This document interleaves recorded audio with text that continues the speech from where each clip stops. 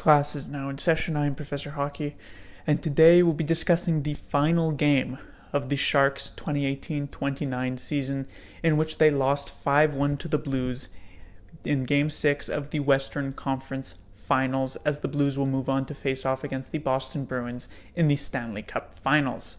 And this was a game that the Sharks were facing a ton of adversity. They were down three players, three superstars really, in Pavelski, Hurdle, and Karlsson, going onto the road, needing to win two in a row. The deck was stacked against the Sharks, but we've seen them in these playoffs respond at times to that, and it was thought possible that maybe, even with the fact that they are down multiple players, maybe they could do it again. But in the first period, it wasn't really good enough, as the Sharks' problem that has plagued them in the past few games against these Blues continued, as they gave up 2 goals in the first period from Perron and Tarasenko to fall behind 2-0 after 20 minutes.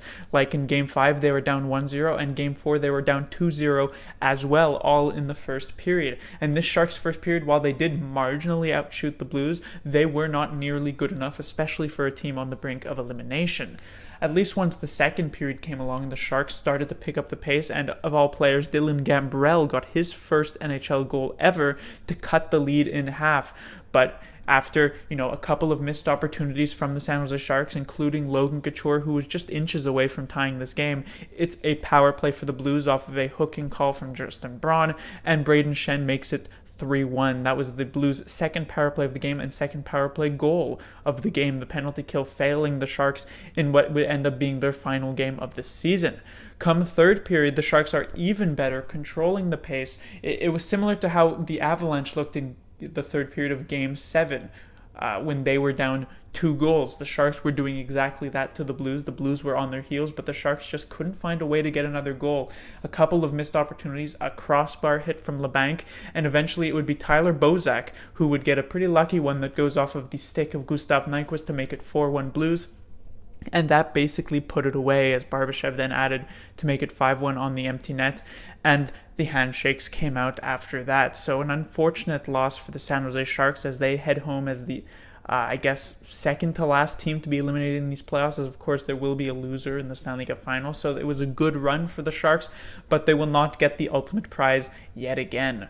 First thing to talk about would, of course, be those injuries. Erik Karlsson sat out this game, Tomas Hertl sat out this game, and Joe Pavelski sat out this game. Pavelski and Hertl's injury both sustained in Game 5. Karlsson sort of stemmed from Game 4, even though he did technically play some of Game 5, but it was mostly re-aggravated in Game 4, and that was an issue for the San Jose Sharks for the entirety of these playoffs. Never mind that Shemek hasn't even played a game at all in the 20 that the Sharks have had, but they've had little injuries here or there. Vlasic, Donskoy, Erik Karlsson was injured the entirety of the playoffs, and so many people calling the Sharks lucky when it comes to refereeing, but they were probably the most banged up team, and people say that it's not necessarily the best team every year who wins the Stanley Cup, but in fact it's usually the most healthy team that manages to do that. And when it comes to the Blues and the Bruins, who seem, healthy, at least relatively, maybe there's some undisclosed things, but there's nothing completely public and known like there is with the Sharks.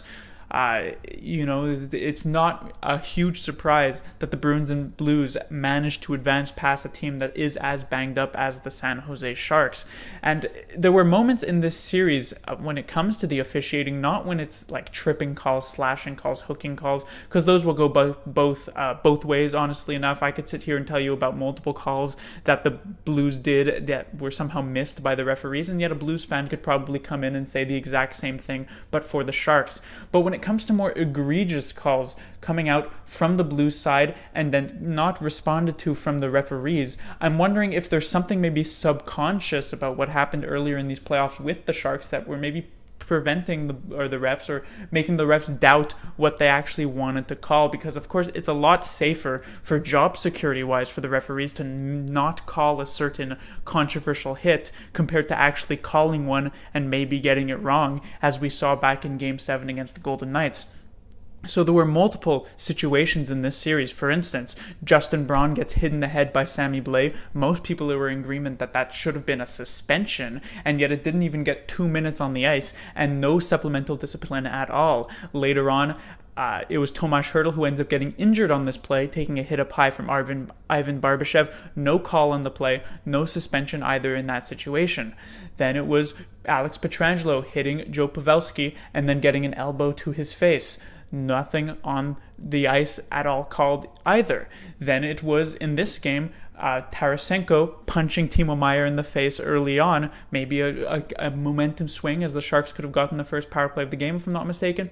Still no call. Later on, Colton Parayko cross-checks Marcus Sorensen into the boards. He has to go to the dressing room for a few minutes. And where does Colton Parayko go? Well, he goes back to the bench because there was no call. So 5 different, somewhat dangerous situations that left 2 Sharks injured. One Shark going to the dressing room, and another Shark potentially could have been very well injured in Justin Braun and the hit on Sammy Blais, and yet a total of 0 penalty minutes. So I'm wondering, not that the refs were intentionally trying to get the Sharks to lose in this situation, but I wonder if subconsciously, because of what happened earlier in these playoffs, if the referees were a lot more reluctant to call some of these plays, because the Blues were not shown in any way that they should let up on some of these more dangerous hits, and so it was sort of allowed to run amok in this series. Again, not blaming the referees for what happened to the Sharks, as the Blues played a rather strong series, you could definitely say. But it was unfortunate to see that some of these things did go uncalled for. Next is Martin Jones, who did basically what he did for the majority of this series. He had an okay game, but he wasn't spectacular. You go back to the series against the Golden Knights and even against the Avalanche, there were a couple games where Jones managed to put up a great performance and get the victory for the Sharks. Game 6 against the Golden Knights is obviously the prime example, but he was very good in Game 5 in that series as well. He was very good in Game 5 against the Avalanche. He was very good, especially in the third period of Game 7 against the Avalanche. But in this series, I guess he was he was quite good in Game 4 against the Blues, and he was pretty good in Game 1, but otherwise he was mostly average to about above average. And tonight continued, none of the goals really his fault necessarily, but again, you were probably hoping he could make a couple of more saves. But I'm not going to sit here and tell you that, if Martin Jones had just been so much better in this game, the Sharks could have won, because you could say that about so many other players, which brings me to my next point. The Sharks had 3 of their star players injured tonight, unfortunately enough. Sadly, they were put in this situation with no Karlsson, no Hertl, no Pavelski, 2 30-goal scorers, their captain, regular season MVP, arguably one of their better defenders in Erik Karlsson. And so in this game, they needed someone like a Couture, like a Meier, a Thornton, a Vander Kane especially, or of course a Jones or a Burns to step up. And yet every single player on the Sharks, every single star player I should say, were just about average. Joe Thornton, potentially his final game in the NHL, nothing spectacular. Logan Couture, who's been so clutch for the Sharks in these playoffs, nothing spectacular. Brent Burns, who's been very good in these playoffs, nothing spectacular. It was basically a trend with all of the players. Evander Kane hasn't done anything in these playoffs and then continued to not do anything in these playoffs in this game. Meier, Nyquist, you could probably argue that like 2 of the better forwards for the Sharks in this game were like Donskoy and Kevin Labanc, which is not necessarily a good sign, especially when 3 of your other star players are injured and you needed one of your other stars who are in the lineup to step up. And so I could tell you here that Jones should have been better and the Sharks could have won if Jones just let in only a single goal in this game. But then I can also tell you that if Logan Couture had a couple of goals, then the Sharks would have probably also gone to overtime, or if Thornton set up a couple goals, or if Burns or Meier or Nyquist. So it was an unfortunate situation that the Sharks needed someone to have some sort of elite game, the game of their lives, for them to stay alive. But that was the situation that the Sharks were in, unluckily enough. And while the Blues, yes, they got the bounces, and the Sharks really didn't get the bounces in this game, a couple of posts, and meanwhile the Blues are getting goals going in off of Nyquist. You look back at Game 4, both of their goals in that game went off of Sharks players. You can definitely say that the Blues got lucky in these last, or a bit lucky. I shouldn't take away credit from the Blues, especially for Game 5, which was just completely dominant. But you could argue that the Blues got lucky on a lot of their goals and the Sharks did not. But you have to also point to the fact that the Sharks only scored 2 goals in the last 3 games of this series. And yes, there is a bit of luck in that situation, that they didn't get the bounces, but also they had a lot of trouble with the Blues' defense. And while they managed to break it down a bit in that third period of this game, in the first, and you could argue even the second period, and then in the periods of previous games, it wasn't really the case. And so the Sharks just not getting any sort of elite games from any of their star players, all of them just playing average as if this is just another regular season game.